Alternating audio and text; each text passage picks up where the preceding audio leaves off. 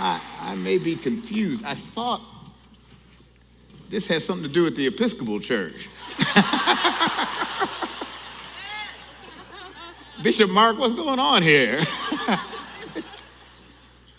What a joy. What a joy. Joyful, joyful, we adore thee. What a joy. It really is a blessing to celebrate and thank God for 100 years past the Episcopal Diocese of Southwestern Virginia, but to anticipate the future with revival. And not just revival in the moment that we are here, but revival that you have been praying for, working for, that those who have gone before us have prayed for, and these young people will carry forth for. That is a blessing. I'm glad to be here. I hope you're glad to be here. I'm glad to be here.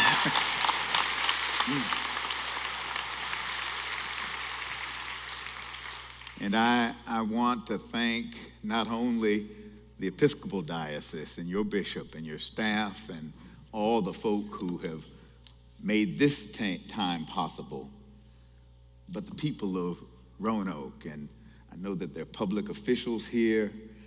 I know that there are family and friends who have come. We are ecumenically gathered. We are interfaith gathered. We are gathered not as Episcopalians, not as Baptists, not as Methodists, not as Presbyterian, not as Roman Catholic, not even as Jewish or Muslim or Buddhist or theist or atheist. We are gathered as the children of God. That's why we're here. Children of God. Children of God.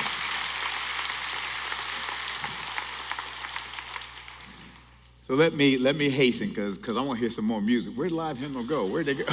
Oh, there they are. Okay. Let me offer as a text the words of St. Paul, the Apostle Paul, found in 2 Corinthians.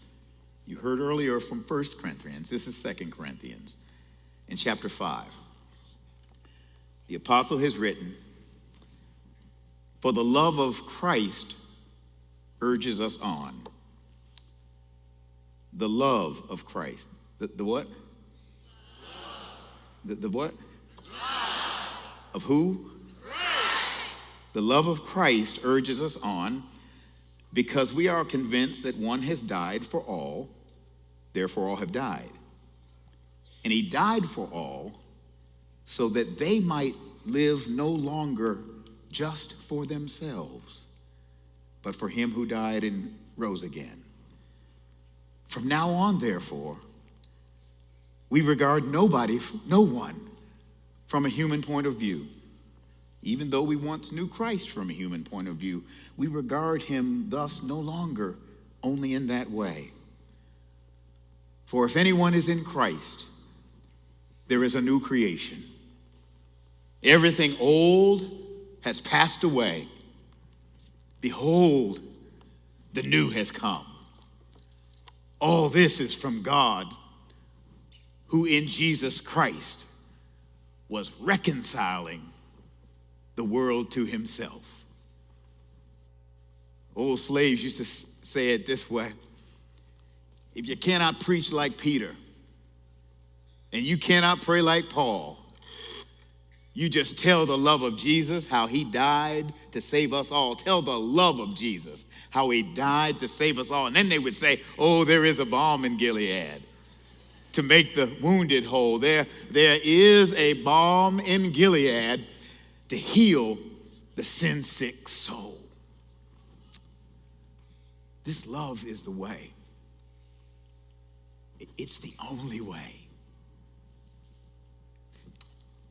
Prime Minister William Gladstone in the 19th century said it this way: but I didn't hear him say it. I heard it when Jimi Hendrix said it. All right? All right? And the Prime Minister and Jimmy said it this way: when the power of love overcomes the love of power, then the world will know peace. Oh, yeah. Yeah. Yeah. The power of love overcomes the love of power. Then, and only then, will the world know peace.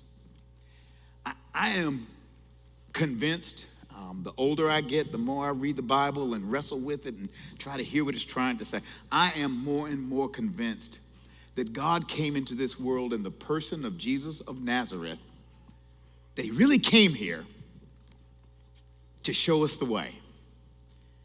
Came to show us the way to be reconciled and right with the God who is the creator of all of us. And he came to show us how to be right and reconciled with each other as children of this one God who is the creator of all of us. And in so doing, showing us how to be reconciled and right with each other and how to be reconciled and right with God, he was showing us how to live. He was showing us the way to life, real life. I mean, the young people, I'm gonna let y'all in on a secret. You know your parents? Y'all know your parents? Nod your heads. Yeah, okay, yeah. Your parents and your grandparents. I'm gonna let you in on a secret. I'm a parent and a grandparent. They never lived before. In other words, they're all first-timers at life. Every one of them. Basically, we're all kindergartners. Right? I mean, none of us has ever done this before. We're all new. We need a great teacher. We need a wisdom greater than ours. We need a power, a spirit greater than ours. That's what God was doing in Jesus. He came to show us how to live because we didn't know how to do it. All right? You're with me? And you know, we know how to do basic things on our own. The truth is, we as human beings we are biological creatures, and we know how to take care of our biological necessities pretty well. The truth is, we're human beings. We're part of, all right, young people, we're part of the animal creation, plant creation. I think we're animals. We are. Yeah, get us on a bad day. We really are. But as part of the animal world in biology, we share with other animals certain salient characteristics, and there are a number of them. But among them, the key ones are respiration, consumption, and reproduction.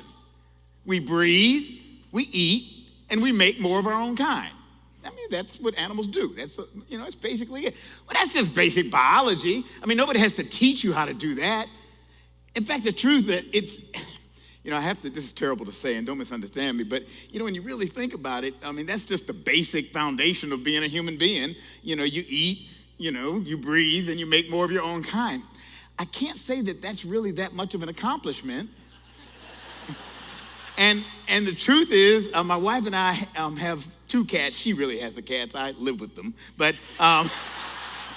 anyway, the two cats, one's name is Claire, the other's name Maria. Don't ask me where their names came from. Our youngest daughter named them, and then she went off to college. But anyway, and so we have these two cats, and they can do basically respiration, consumption, and reproduction. They eat, they breathe, and they can't do the third one. We took them to the vet to take care of that. But basically, that's just basic biology, and that's a good thing, but it's only a place to start.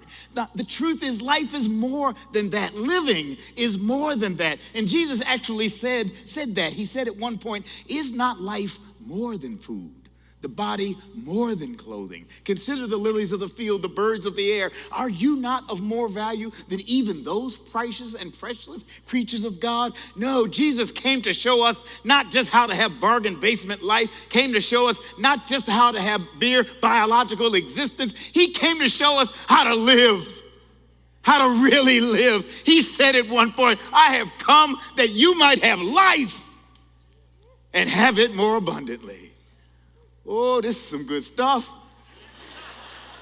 Dr. Phil and Oprah and Judge Judy would charge you a lot of commercials for this. Good stuff.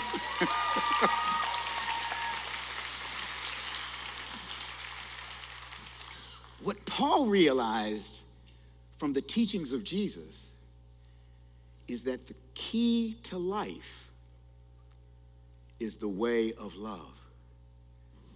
That love is actually the key to life.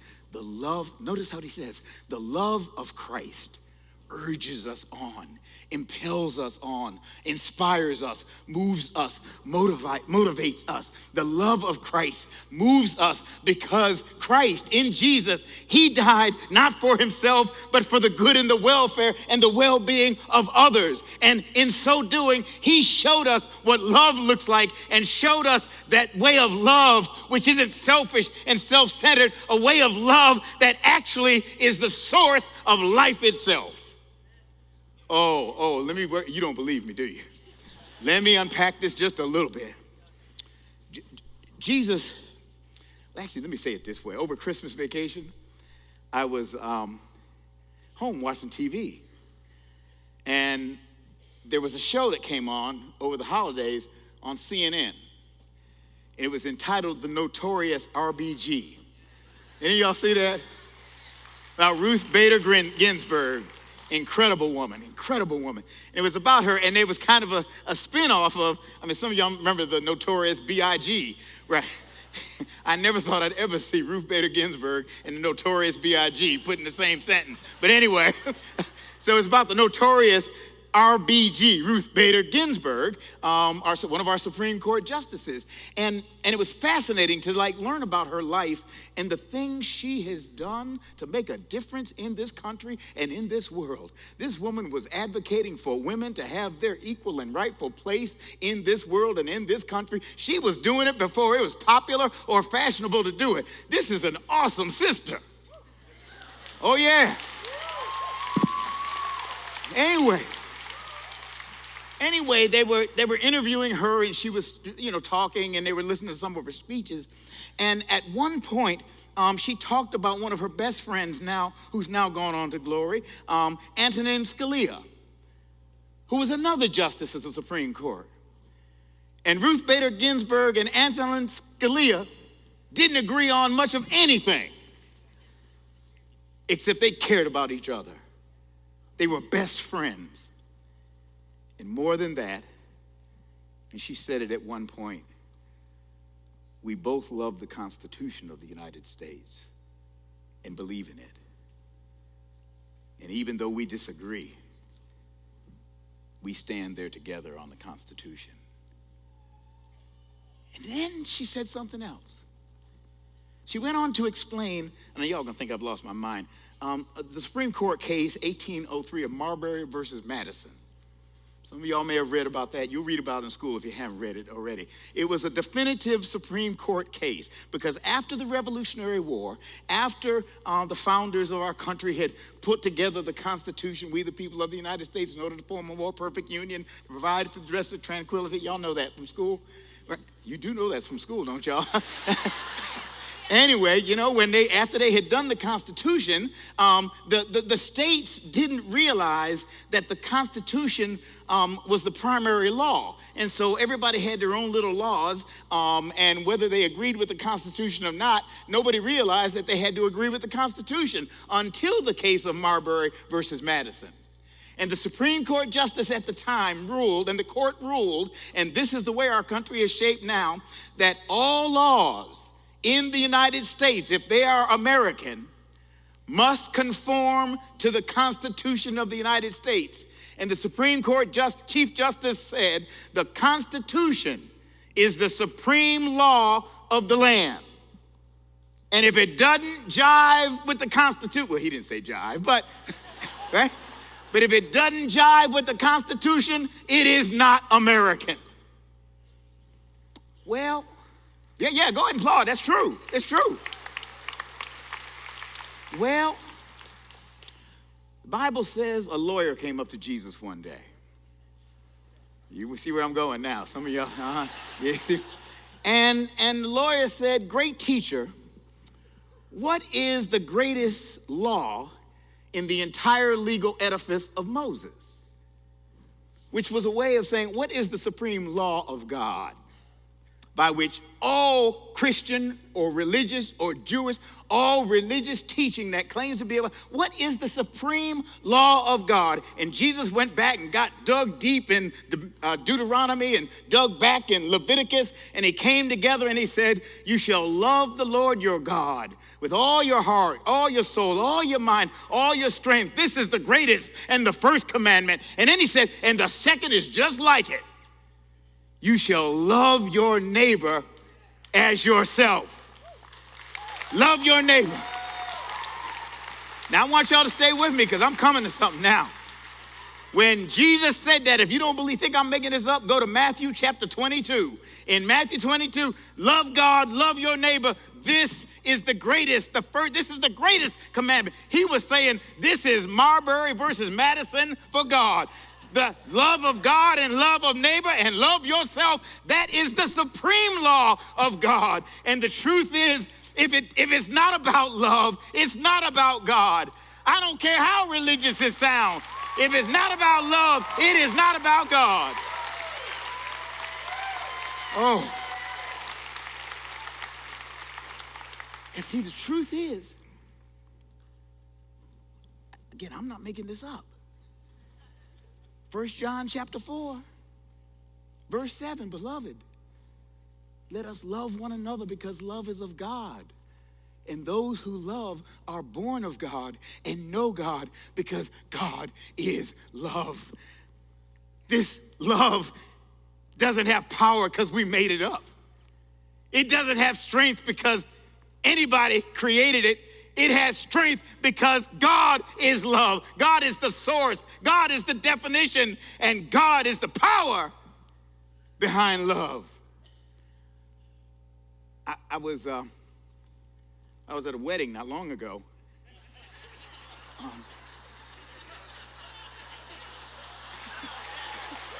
It was a nice little affair. A guy named Harry, a woman named Megan. Nice little affair. Anyway, after the wedding, I got on American Airlines and flew back to New York and got off the plane, and all of a sudden people were interested in me. I said, well, I was here before, but nobody was. And next thing, when I got off the airplane at JFK, there were cameras, literally getting off, there were cameras in my face, and one of them was from TMZ. I knew ABC, but I wasn't sure about TMZ. And the next thing I knew, they invited me to be on their show. And I didn't tell them I had never seen their show before. But anyway, so I went on, and actually we had a good time. And they were asking me about the wedding and, about the queen, and all that was wonderful. And then they hit me with a question that I had to step back for a second. They said, "We heard that you talked about love at that wedding." And the truth is, our audience is mainly young people. And they want to believe that this love is the way.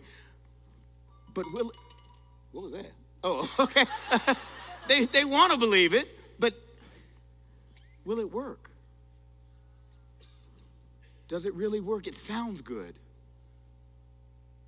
but will it work? And I had to think for a second. And I said to them, and I say to you now, this way of love is the only thing that has ever worked. Think about it. Yeah, it is. I didn't say it was easy, but it is the only way that has ever worked.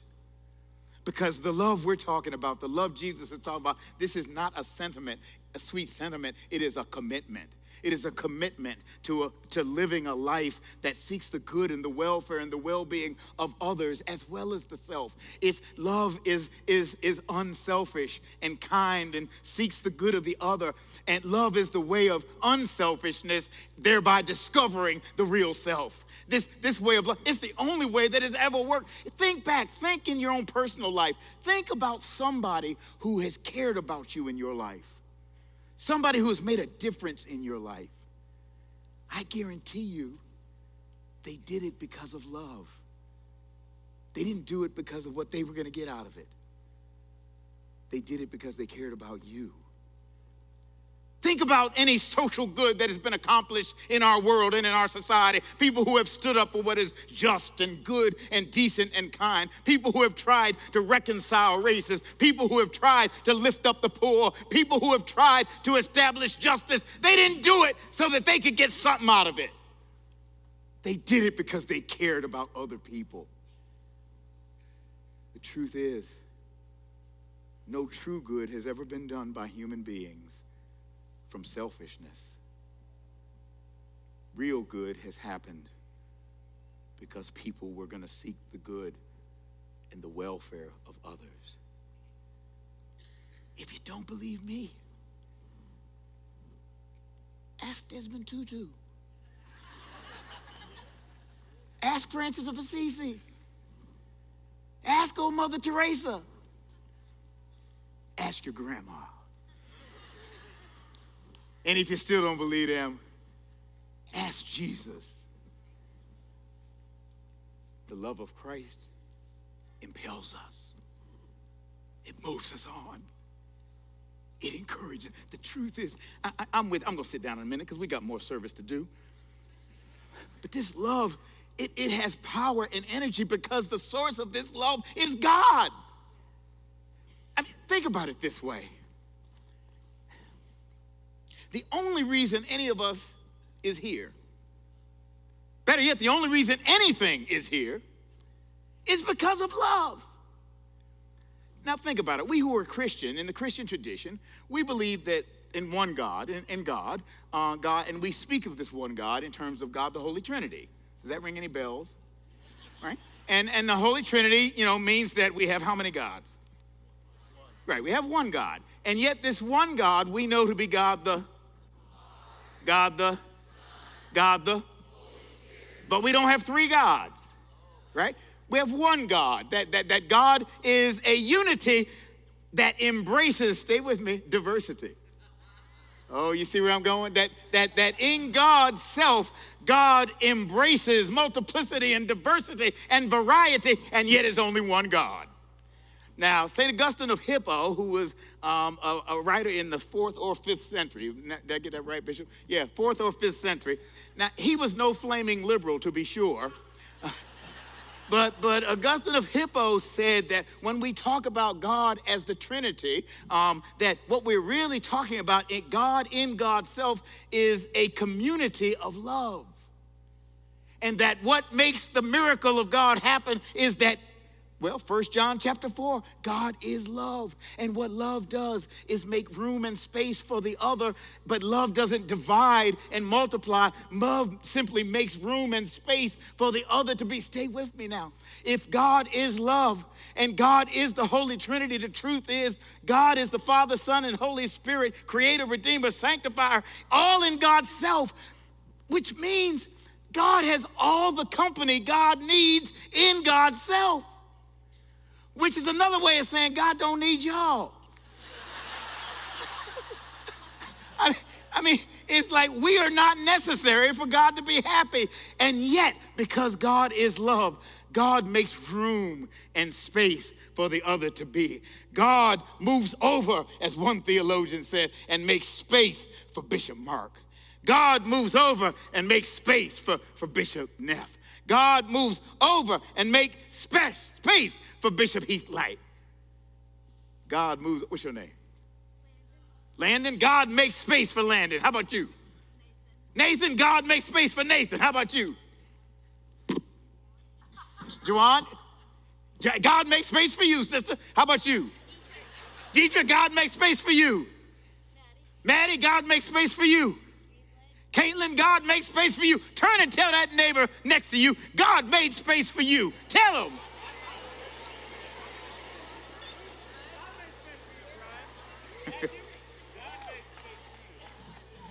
Oh, you see what I'm getting at?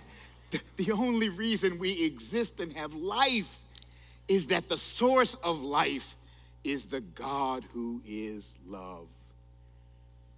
When Jesus said, love God, love your neighbor, and while you're at it, love yourself, he was showing us the way to really live. Can I get down this? We'll know in a minute. He was. And the truth is, this way of love really is the way of life. It really is. Love the God who made you. God didn't have to do it. God did it because God is love, and that's what love does. That's why you're here. That's why I'm here. And while you're at it, love that neighbor. Now, I'm here to tell you, he didn't actually say, like your neighbor. He didn't. But you got to love, because see, the liking is a feeling, an emotive response. Loving is a disciplined commitment to seek the good and the welfare of the other, even if you don't like them. You see what I'm getting at now? Which means love your neighbor. Democrats, love your Republican neighbor. Republicans, love your Democratic neighbor, right? You see what I'm getting at now? Love your neighbor as yourself. Love your neighbor across racial lines. Love your LGBTQ neighbor. Love your straight neighbor. Love your rich neighbor. Love your poor neighbor. Love your neighbor. Oh, my goodness. And then Jesus says, while you're at it, love yourself. Healthy love is not selfishness. Healthy love is honoring the creation that God has made. And when you love yourself, stay with, oh, I'm coming to something. What's your name? Maggie. Hello, Maggie. God made space for you. When you love yourself, truly just love yourself, you love what God has made. You love who God has loved. And here's the thing about love. When you do it, even when it's hard, because it is sometimes hard, but when you do it, you actually discover your true self. You do. I mean, the truth is, it's really hard to act. You think about it. I mean, acting is really very difficult. The people who do it get paid a lot of money. We give them Oscars and Academy Awards and Emmys and Tonys because it's actually acting. You got to pretend to put on the mask to be somebody you're not. But the way of love allows you to just be the you that God created. And I'm here to tell you, when you get into that love stream, weren't we had a song about Love Train? When you get on that love train, oh my God, you can just ride and coast all the way. And see, the truth is, the love that made you is the love that will liberate you and liberate you to live. Well, I'm going to stop now. But, you all are tempting me. Oh, Bishop Mark, you got a good diocese. But I learned this years ago. I was a fairly young priest and probably barely 30 years old. And moved from Winston-Salem, North Carolina, where I had a church, St. Stephen's Church there, and accepted a call to be the vicar of a mission congregation, a little small mission congregation just outside of Cincinnati in Lincoln Heights, Ohio. And while we were there, we lived in the rectory, or the parsonage, which was actually connected to the church, to the parish hall and the church. I mean, they were actually physically connected. which was really nice because in the winter I didn't have to go outside. I could actually just walk through. The problem was nobody else was there because it was snowing. But anyway, but it was a convenient, setup and very nice. And everything was quite wonderful. Our oldest daughter, who's now in her 30s, was maybe 2 or 3 years old. And everything was fine, and we were living in the house. And then winter came. Now, there was a large field behind the house. And when winter came, the mice who were in the field all of a sudden got religion and decided to come to church. And so, we literally had a mouse problem. We had mice everywhere. They were just all over the place. And, they really were. The church, the parish hall and office complex and the rectory, there were just mice everywhere. And so we tried everything. The vestry, which is the board of the church, the vestry, they were wonderful. They tried that. They said, well, we'll pay for an exterminator to come and get it. And they said, so we talked to the exterminator. We said, now we have this 2-year-old toddler, so you can't use the poison, too high-powered poisons or no traps. None of the old-fashioned traps. And so he said, don't worry. We are exterminators who specialize in non-violent means of extermination.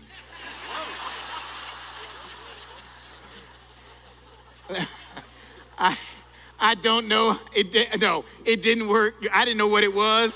The mice didn't know what it was, and it didn't work.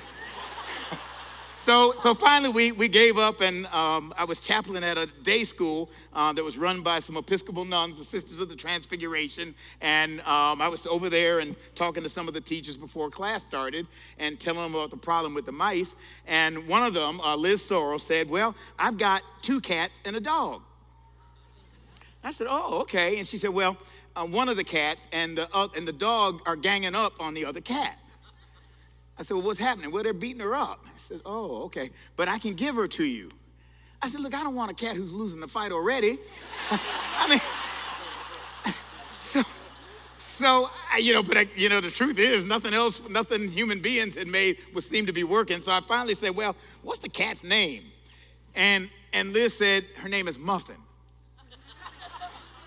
I said, please tell me the cat's name is Killer or something like that. Muffin. So finally I gave up. I said, well, all right, I'll come and get the cat.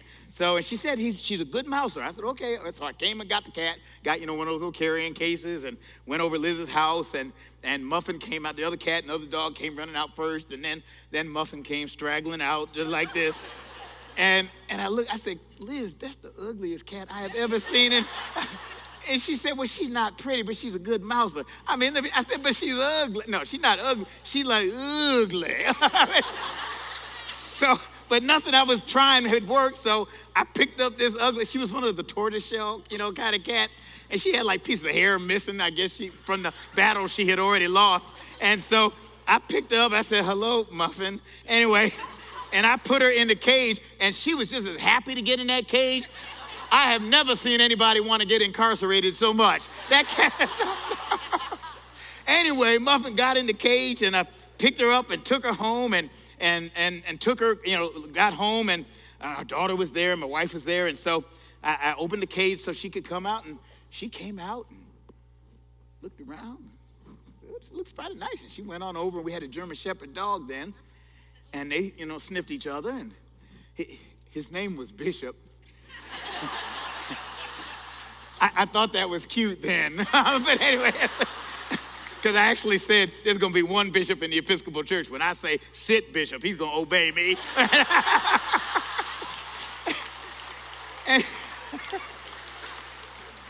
So anyway, Muffin and Bishop, became good friends, and everything was fine. Days went on and weeks went on, and Muffin was very happy, but she wasn't catching any mice. But then one night, I got up in the middle of the night to go in the kitchen and get a cookie or something. And I had to go through the living room to get there. And as I was going, about turned the corner, I could see Muffin. And she was down, how they get in that crouching tiger position? She was down, and I realized, I said, wait a minute, she may be hunting. And I said, I'm going to watch this. And I watched Muffin Now, usually Muffin, she really was this was a cat who had some obvious issues. Because, you would pet her on the head, she started dribbling. She was so happy somebody was petting her. She was a tragic cat, to be sure. But anyway, but I said, boy, she's not dribbling right now. And I watched Muffin get down, and she took, you know how they take one step? When a cat is hunting, it is a beautiful thing if you're not the bird. Anyway, that cat took one step and took another step. And then she went down. You know how they do it? Went down. And then she pounced. And I saw Mickey Mouse bit the dust. I saw it. I saw it. And the next night, Minnie went down. And before every night, in fact, the truth is, she was hunting. From that point on, she was hunting every night. And I remember one night, I got up in the middle of the night to, I'll go to the bathroom and put my foot in my slipper and said, what is that? Yeah, I know. I took that out. My wife says, see, people just give you a little pledge in church on Sunday. She gave you more than a tithe. She gave half what the Lord gave her. Anyway, so get up. It really was. The cat was hunting. It was incredible. And you'd go in the living room in the morning. It was like walking through a cemetery. You had to walk through. And the next winter, this is the honest to God truth, we didn't have any mice the next winter. I don't know how, this was before cell phones, so I don't know how they communicated, but we did not have any mice. And I realized after that, I said, this cat who was dysfunctional and dribbling and losing part of her hair and all that, as long as she was being mistreated and not allowed to be who and what God put her on this earth to be, Muffin was dysfunctional. But when she was allowed to love herself and experience some love in her life, Muffin was not just a cat, she was a super cat. Super cat. Oh, my grandma used to sing a song in the old Baptist church. It used to say, it is no secret what God can do. What he did for St. Paul, he'll do for you. Well, I'm here to tell you, it is no secret what God can do. What he did for Muffin, he'll do for you. Love God, love your neighbor, love yourself, and you'll change life and change the world. God love you, and God bless you. Happy anniversary. Happy birthday. God bless you. God bless you. Oh, thank you. Thank you, hon. God bless you. Oh.